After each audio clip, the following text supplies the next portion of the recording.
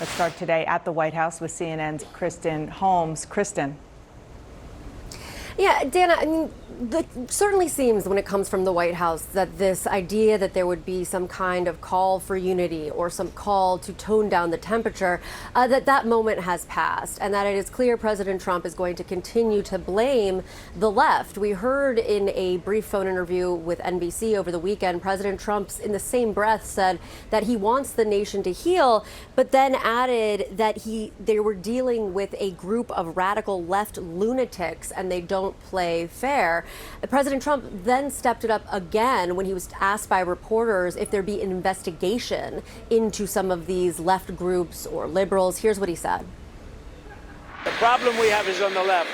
And when you look at the agitators, you look at the scum that speaks so badly of our country, the American flag burnings all over the place, that's the left, that's not the right. We'll see. We'll be announcing. They're already under investigation. You know, they're already under major investigation. A lot of the people that you would traditionally say are on the left. And of course, Dana, we've asked questions as to what exactly he means by that. What does he mean they're already under investigation? We had heard him in the Oval Office saying that anyone who might be associated with this kind of language would be under investigation. But it's unclear what's actually happening in terms of whether or not they have brought some kind of investigation or if there was something ongoing. And I do want to say, though, here at the White House, this is still deeply impacting the administration. Just a second ago, Vice President J.D. Vance sat down to host Charlie Kirk's podcast and do a celebration of his life. So they're still feeling it here on the ground as well. Yeah, of course they are, understandably so. Kristen, thank you so much for that reporting. I'm joined here by three other terrific reporters, CNN's Manu Raju, Elena Treen, also of CNN, and Hans Nichols of Axios. Manu, it's just, I think I've had a lot of people asking me, what does this mean and what's happening with our political leaders? And I think Peter Baker of the New York Times and others really kind of nailed it over the weekend and I want you to weigh in on this as well, that Donald Trump is not constitutionally, small c, set up to ratchet down the pressure. It's not who he is. It's not who he ever was. He is somebody whose instinct is to do just the opposite.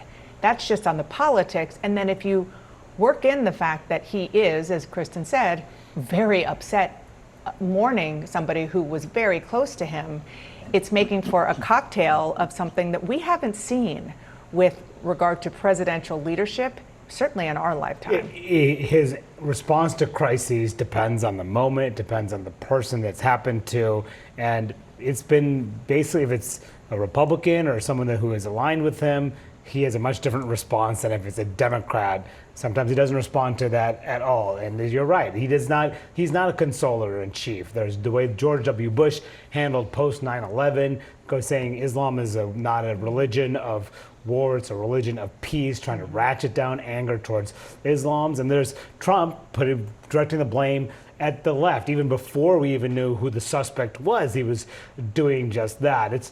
That's who he is. And the question is, we are in a moment really of a time where we're seeing violence play out across the political spectrum. I mean, there were two Minnesota lawmakers who were targeted. One sadly assassinated at her home with her husband this year. Josh Shapiro, the governor of Pennsylvania, had his house burned down. We didn't hear much from the president when that happened. A totally different response this time. Yeah, I mean, and I think the point as well is rarely have we ever seen an administration, and not just the president, but all of his top aides, the vice president included, act or react to a moment like this in such a deeply personal way. And that's what I think to me has been so striking to see, the way that he ordered flags to be flown at half mast. He is going to honor Charlie Kirk posthumously with the Presidential Medal of Freedom. I mean, these are things that are a very different response to what we've seen in other cases like this. I think part of it too, and the one thing that I really do want to get answers on, the White House has not been clear in my questions on this, is what he means when he says we're going to go after these leftist organizations. I mean, obviously that quote that Kristen referenced of the president saying, that is not unifying rhetoric. But We did get a little bit of clarity, I think, and this is what White House officials are telling me in my conversations with them, is look at what Susie Wiles, the White House chief of staff, said last week, which was essentially this could be baked into a broader anti-crime crackdown that they are working on, particularly as it relates to violent crime. But no one has any answers on what that actually means or what that could look like. Yeah. So there's that. And then there are voices that are notable in the Republican Party because they are voices, maybe solos, not a chorus, like the governor of Utah, who on Friday at the press conference when they were talking about the investigation took a moment to discuss and plead with people to calm down the rhetoric. Steve Bannon took issue with that. Well, you're seeing voices of calm throughout the Republican Party. Speaker Mike Johnson has been sort of leading on this, asking people to take a beat. That's true. The challenge for Johnson and for leaders in the Republican Party is that their rank and file, in some cases, get pretty angry. And they are expressing some of this anger. So every time a leader sort of asks to tamp things down and cool, let's sort of let passions cool a little bit, there's another member that will come off and say something that's a little bit more on the inflammatory side. And that's really a challenge for the congressional leaders at this moment.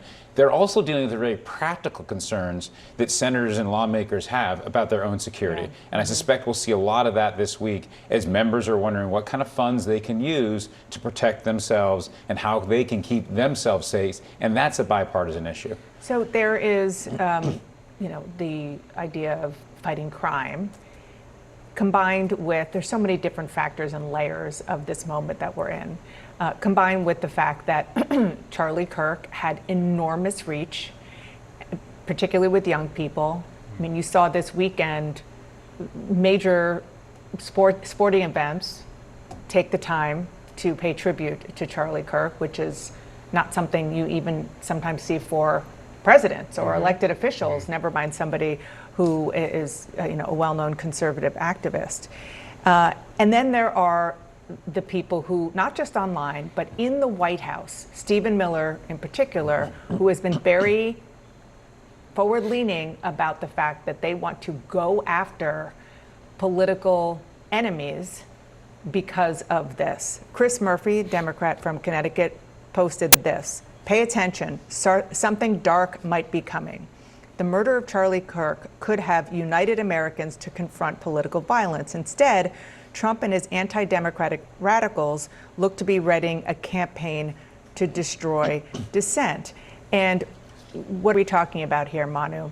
We're talking about, if you look really anywhere on any of your social media platforms, you are going to see examples of conservatives making lists of people who maybe are just everyday Americans, some who are working for schools or for local governments, who there's a spectrum of people who reacted in a cheering way to Charlie Kirk. There's some who were clearly just completely out of bounds, saying anything positive about the murder of a 31-year-old man is disgusting. And then there are those who just posted their feelings about it, and maybe it wasn't that disgusting. But look at what Reuters is reporting, and they did a review of screenshots and comments posted to a site which is compiling all of these. Again, some featured jokes, some featured celebrations, others were just critical of the far-right figure and explicitly denouncing violence. But this is something this is kind of what Chris Murphy is talking about. And I just want to use facts here about some examples of violence that happened against those on the left. One we've talked about a lot, which is, and you just mentioned, the murder of a Minnesota state lawmaker and her husband.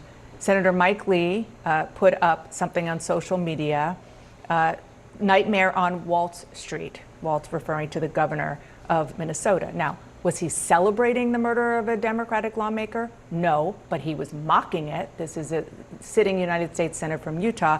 It took him a long time. He finally did delete it after he got complaints from his colleagues from Minnesota. Paul Pelosi was doing nothing except sleeping in his bed, and he was almost killed by somebody in a politically violent act with a hammer in his home. Afterwards, we saw a lot of Republicans, again, not cheering it necessarily, but mocking it. Don Jr. had a post up for a week that had, you can just look at it now, got my Paul Pelosi Halloween costume ready. What do they say about this at the White House, Elena? Look, I mean, clearly what we're hearing from the president, I think a lot of officials are trying to take their cues from him. They are trying to paint this as if it's only violence on the left, which is clearly just not true. The day that the shooting happened, in my conversations with people in the White House, there was that shock, there was that disbelief, the grief. It very quickly turned to, I'm angry, we need to hold people accountable, and there needs to be some reckoning here. And that is where the messaging is going, this idea that they need to target left-wing organizations, as the president is saying. Now, of course, when they see these images, they know, yes, there is violence on both sides, but they are trying to kind of repaint the narrative that it's mostly on the left, which again is just not true. Yeah, and again, I think that we need to say again, we understand they're angry. They have every right to be angry and to be mourning and to be sad. We have to get more information about who this person is, and it's still an open question about culturally where we are right now with all of this.